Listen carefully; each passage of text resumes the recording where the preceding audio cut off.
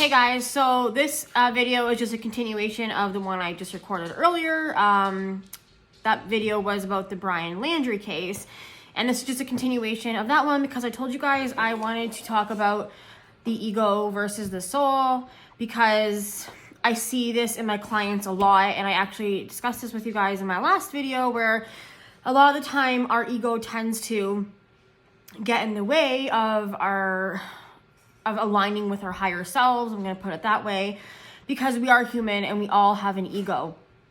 So it is our job, if we want to be aligned with our purpose in life and we want to be, I guess, truer to ourselves and live authentically, that it's important for us to work on our ego and sort of keep it at bay, which is something that as a medium and psychic and a spiritual coach, I teach my clients, but I also have to keep that. It's very important for me to keep my ego, down, I guess, like down boy. Sorry. But anyways, so the reason why I want to discuss it today is because, like I said, we're all human and we all have it. And a lot of people don't understand that sometimes the decisions you are making are coming from your ego. And so when it's coming from your ego, it is not aligned with who you authentically are as a soul or as an individual, because we all, our ego is definitely separate from our soul, 100%. And we all want to be aligned with our purpose, okay? So a lot of my clients, some people come to me as a spiritual coach because they want me to explain to them, why they're not feeling fulfilled in life, or why they are they're doing well in life, but they're not happy. And a lot of the times it's because they are not aligned with who they actually are, like who their soul is. So if they're doing a job that's ego-based, it tends to make us still feel not fulfilled because it's not evolving and growing your soul.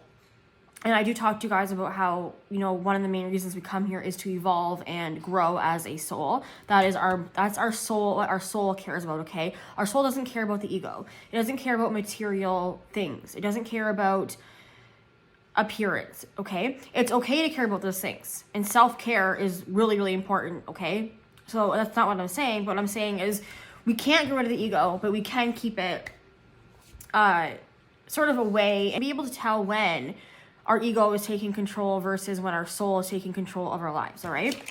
So before I get into that, though, I do want to show you guys, yay! I did get my my deck in my hands here. Sorry, it's backwards.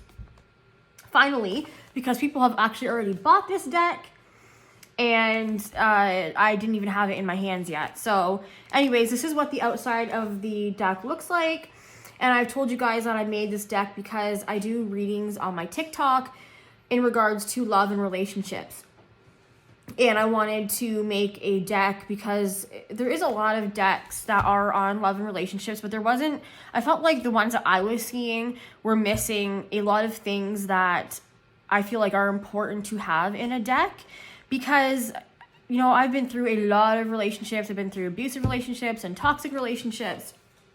So I have, quite a bit of experience with relationships. I have a lot of experience with love. I just want to say that. So there were some things that I experienced that I know also other people experience that I did not see in other decks. And I'm sure they might be, but I didn't see them personally. So that was one reason why I created this deck.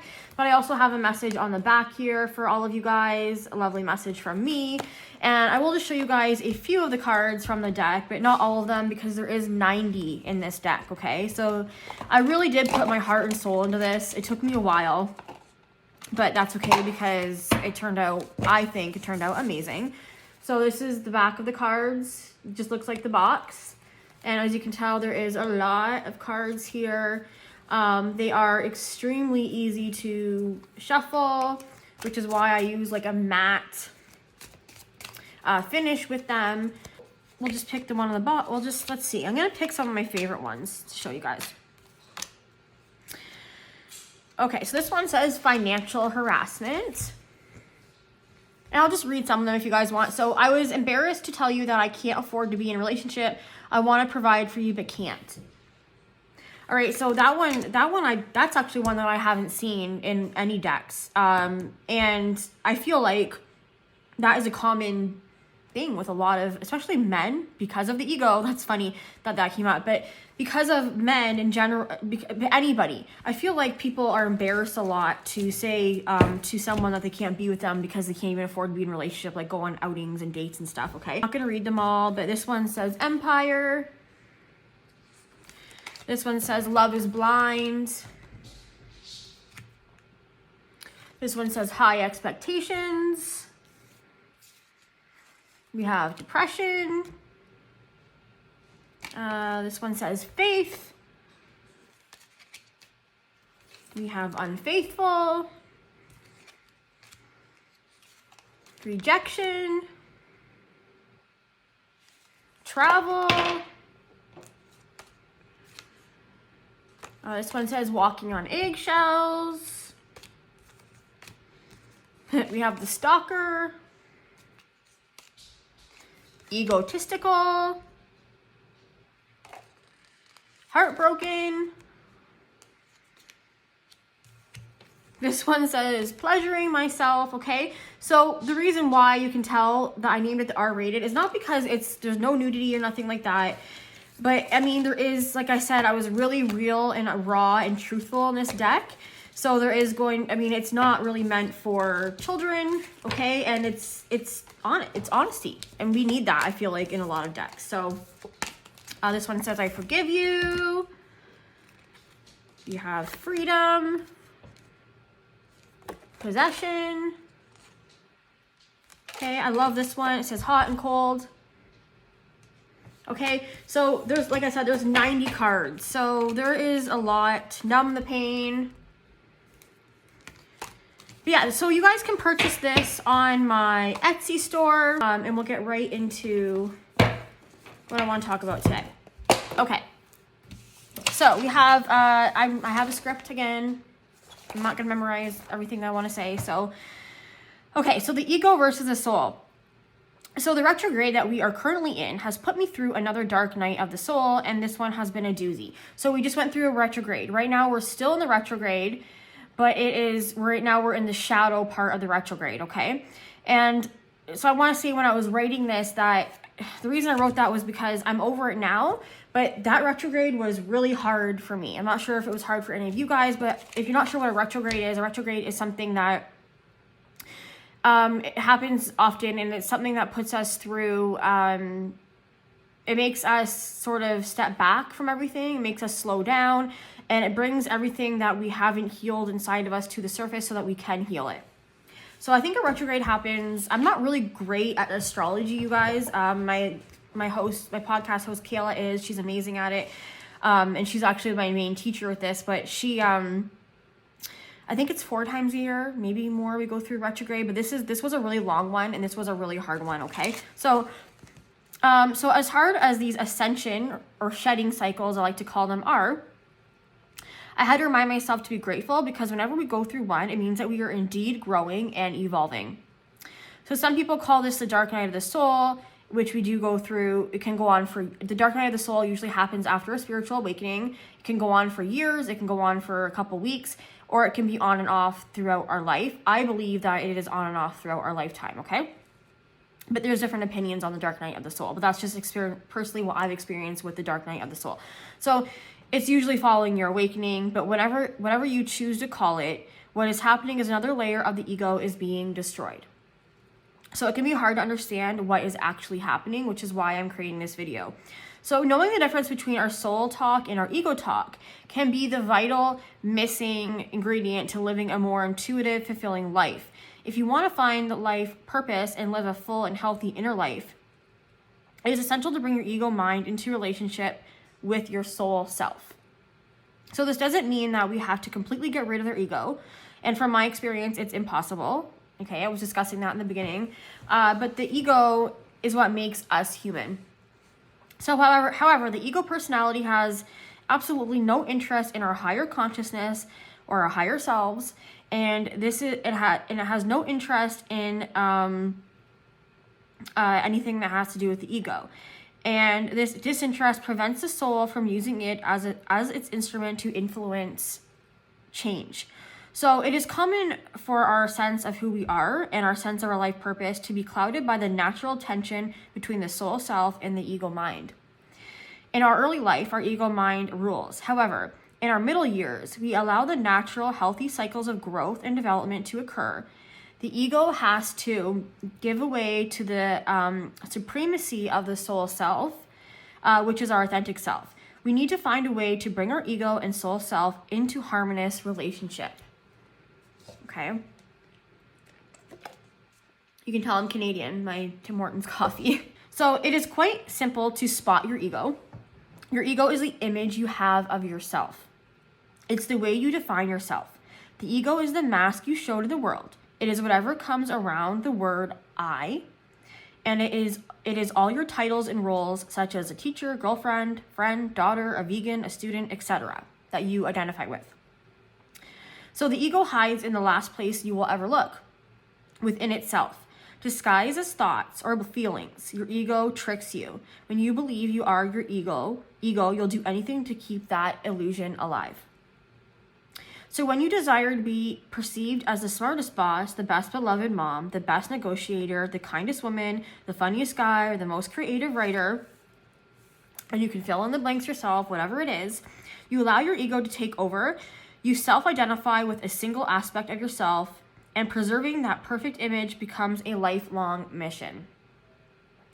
The thoughts and inner dialogue that come from your ego are the ones that you can't stop thinking over and over, that keep circling in your mind, that you obsess over.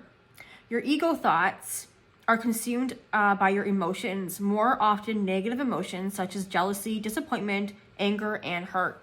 Your ego focuses on your fears, your anxieties, and your ego will often go to, and your doubts, and your ego will often go to the worst case scenario rather than consider all options.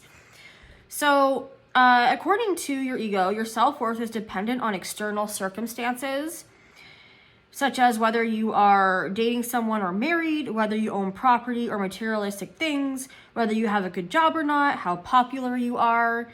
And your ego focuses on those things and drives your soul crazy, to be quite honest. So your ego is what drives you to seek validation from other people and from society.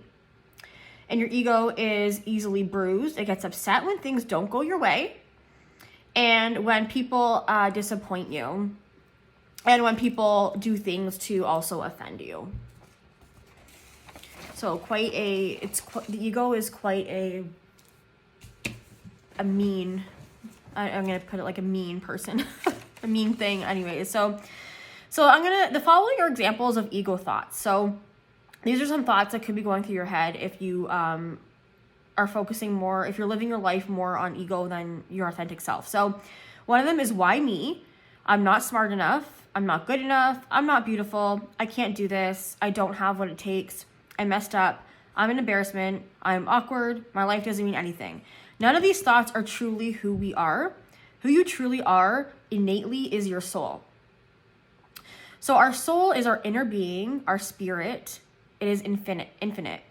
It is wise beyond the spectrum of our own lifetime. In order to be more in touch with our soul, we have to make our own decisions in life. Practicing making our own decisions allows us to reconnect with ourselves. It lets us establish a stronger connection to our infinitely wise soul. If we don't use this connection, we are missing out on making choices and decisions that could improve our life immensely. Receiving messages from your soul can help you better solve your problems in life. It can clarify what you really want. It can help make decisions easier. It can even point you in the right direction when you feel lost. So this is why I tell you guys a lot, it's so important to meditate, because when you are meditating, you are connecting with your inner self, your inner truth, your soul, who you are, okay? So your soul is your spirit, your essence, your true self. It is who you are behind the titles, beneath the roles, the expectations, and the masks. Your physical body was born as your soul, and you will forever be your soul. So your soul is something that is never really born nor dies. Establishing the connection with yourself is easier than you think. One of the things you can start with is to make time for yourself to do absolutely nothing. Okay, so meditation. In this time where you do absolutely nothing, you have to be alone with yourself. You have to turn off all distractions, no phones, no computers, nothing. The best time to do this is after finishing everything you need to do for the day so that you don't have a bunch of urgent things running through your mind to do next. Or right before starting your day and starting all your tasks, if you can quiet your mind. So I suggest if you're going to do it in the morning, I suggest you practice doing it at night first so you are able to quiet your mind in the morning without thinking of everything you have to do that day, okay? Here's how to understand who you really are. It's how, this is how to distinguish messages from your soul, okay? So a gut feeling, an intuition, or an inner voice that exhibits zero judgment comes from your soul. When your soul is in charge, you love and accept yourself deeply and completely. Your passions, your burning desires, and your goals come from your soul.